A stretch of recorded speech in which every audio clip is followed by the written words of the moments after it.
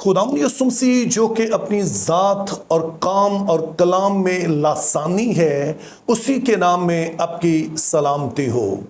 अगर आप एथियस्ट लोगों से बात करें तो उनका मानना यह है कि दुनिया के तमाम मज़हब एक जैसे ही हैं।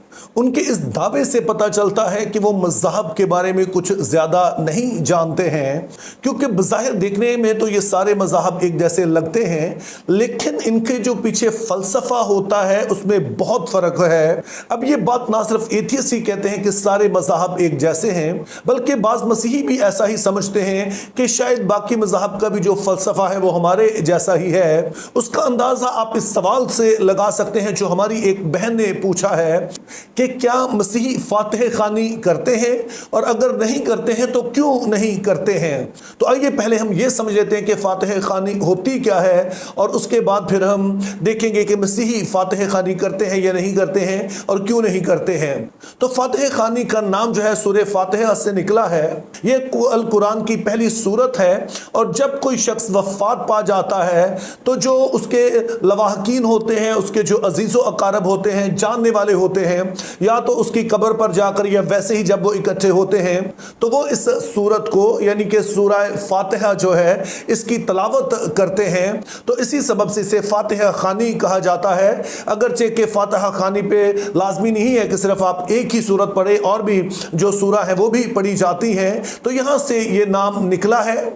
और फिर ये भी याद रहे कि फातिह खानी जब की जाती है तो इसके पीछे एक पूरा अकीदा मौजूद है, पूरी तालीम मौजूद है, जिसकी बुनियाद पर ऐसा किया जाता है। और इस तालीम का जो अहम जुज है उसे इस्साले सवाब कहते हैं।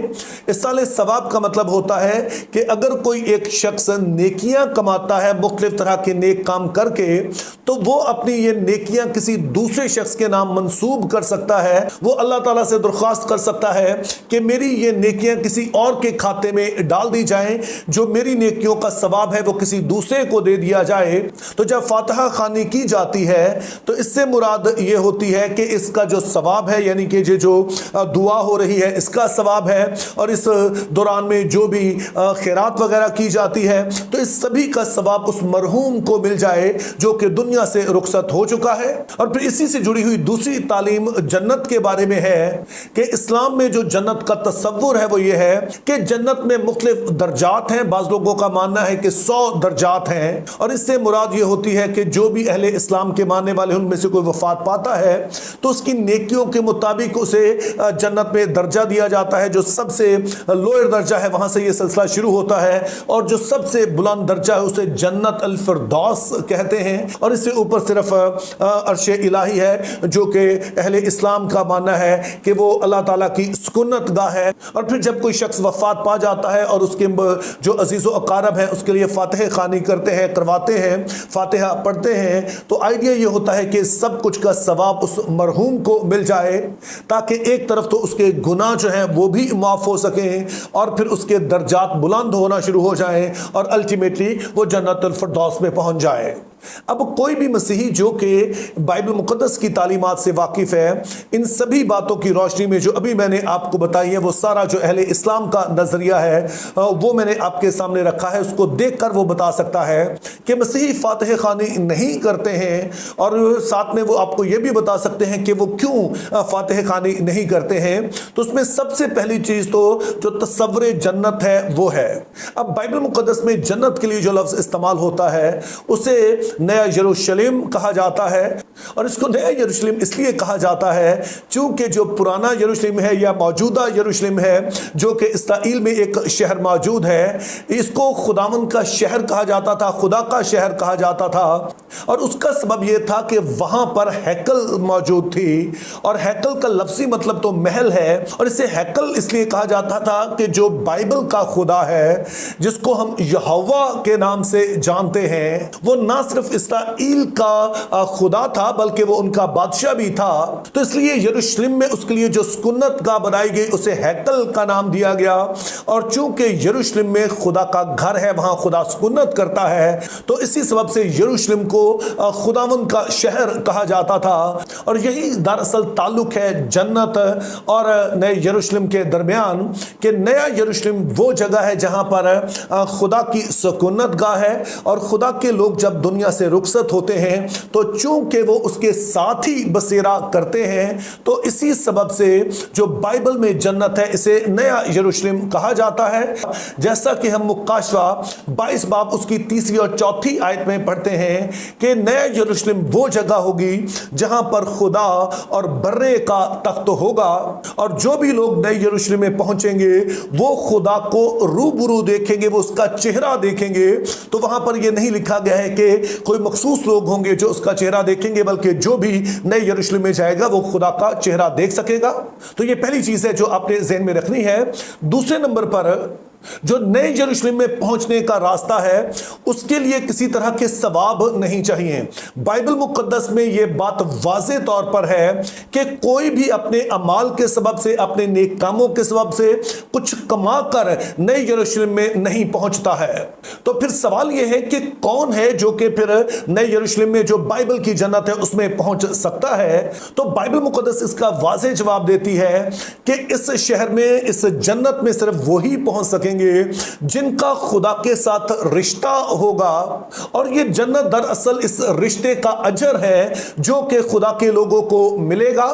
शायद बाज लोगों के लिए ये बात बड़ी अजीब हो, लेकिन ये कोई ऐसी अजीब बात नहीं है। उसकी मिसाल आप एक घर से ले सकते हैं, घराने से ले सकते हैं कि माँ बाप अपने बच्चों को हर तरह की सहूलत देते हैं, अपने बच्चों के लिए वो सब कुछ फराहम करते हैं जो कि उनकी जरूरत है, जो उनकी भलाई के लिए है, जो उनकी अच्छाई के लिए। माँ बाप की कोशिश होती है कि अपने बच्चों को हर तरह की सहूलत दें, हर तरह का आराम दें। और ये सारी सहूलत आराम बच्चों को कमाना नहीं पड़ती है, बल्कि उस रिश्ते के सबब से उन्हें मिलती है जो उनका माँ बाप के साथ है। लेकिन दूसरी तरफ बच्चों की भी ये जिम्मेदारी होती है कि माँ बाप का जो इख्तियार है उसे अपनी जिंदगी पर तस्लीम करें। और ऐसा दरअसल हम अपने घरानों में भी देखते हैं कि घर से बाहर किसी को इजाजत नहीं होती है कि वो हमारे बच्चों को मारे, उन्हें किसी तरह से सजा दे। इसका हक सिर्फ माँ बाप के पास होता है। माँ बाप हैं जो उनकी तरबियत करते हैं, माँ बाप हैं जो उन्हें सिखाते हैं कि उन्होंने ठीक तरह से कैसे चलना है। तो बच्चे ये सब कुछ उन सहूलतों को लेने के लिए नहीं करते हैं, बल्कि ये उनकी जिम्मेदारी है कि जो माँ बाप उन्हें कहते हैं, जो कि उनकी दरअसल भलाई के लिए है, दूसरों की भलाई के लिए है, वो करें। माँ बाप ये सारी सहूलतें उस रिश्ते की वजह से दे रहे हैं, और बच्चे भी जो कुछ अच्छा कर रहे हैं, फरमाबरदारी में चल रहे हैं, माँ बाप के इख्तियार को तस्लीम कर रहे हैं, वो भी एक जिम्मेदारी के तौर पर कर रहे हैं कि ये हमारे माँ बाप हैं, इनका हम पे हक है, ये जो बताते हैं वो ठीक है और हमने उसके मुताबिक चलना है। लेकिन शायद आप पूछेंगे कि हमारा ये रिश्ता उनके साथ जुड़ कैसे सकता है। तो उसका तरीका भी बाइबल मुकद्दस में बताया गया कि जब हम तौबा करते हैं, तौबा का मतलब होता है कि हम इकरार करते हैं कि हम अपनी मर्जी से पहले चल रहे थे, लेकिन अब खुदावंद हम तेरे मर्जी के मुताबिक चलेंगे, तुझे हम मानते हैं कि तू हमारा बाप है, तू हमें बता सकता है हमारे लिए अच्छा बुरा क्या है, तो अब से हम तेरी मर्जी पर चलेंगे।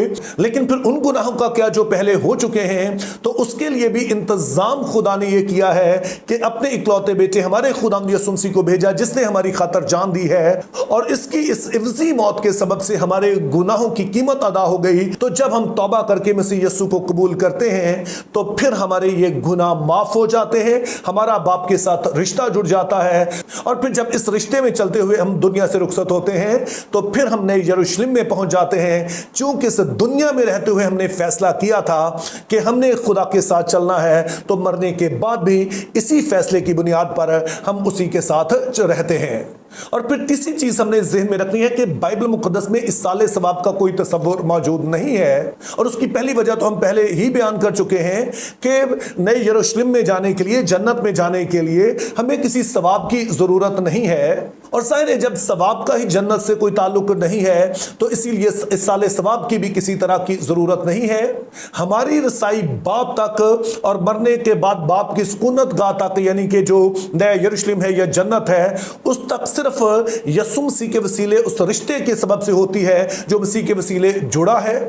तो अगर कोई शख्स इस दुनिया में रहते हुए खुदा के साथ रिश्ता नहीं जोड़ता है, वो मसीह पर ईमान नहीं लाता है, वो तौबा नहीं करता है, खुदा के साथ जिंदगी बसर नहीं करना चाहता है, तो उसके मरने के बाद उसके लिए कुछ नहीं किया जा सकता। उसके जीते जी आप खुदा से शफात कर सकते हैं, आप खुदा के सामने आंसू बहा सकते हैं। और बहुत सारे लोगों की हमारे पास गवाहियां मौजूद हैं कि जब उनके अजीजों ने उनके लिए आंसू बहाए तो उन्होंने तौबा की, वो खुदावंद के हुजूर में आए, उन्होंने खुदा के साथ रिश्ता जोड़ा।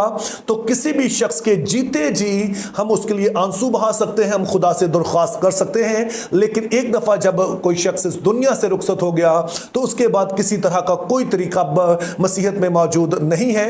तो मेरी इस बहन जिसने ये सवाल पूछा था कि क्या मसीही फातिहा खानी करते हैं, तो इसका जवाब है कि मसीही फातिहा खानी नहीं करते हैं। और क्यों नहीं करते हैं, तो इसका जवाब मैंने बता दिया कि हमारा जो तस्वुर जन्नत है वो बहुत मुख्तलिफ है। हमारे लिए जन्नत जो है वो खुदा के साथ रहने का नाम है, और जब कोई शख्स ऐसा करता है और फिर इस रिश्ते में चलता है तो यही इस बात की ज़मानत है कि मरने के बाद वो जन्नत में जाएगा। तो मरने के बाद उसे फिर किसी भी तरह के इसाले सवाब की ज़रूरत नहीं होती है, चूँकि उस रिश्ते की बुनियाद पर जो कि उसका खुदा के साथ है उसी के सबब मरने के बाद वो उसके साथ रहेगा। Think biblically, live purposefully, have a very good day.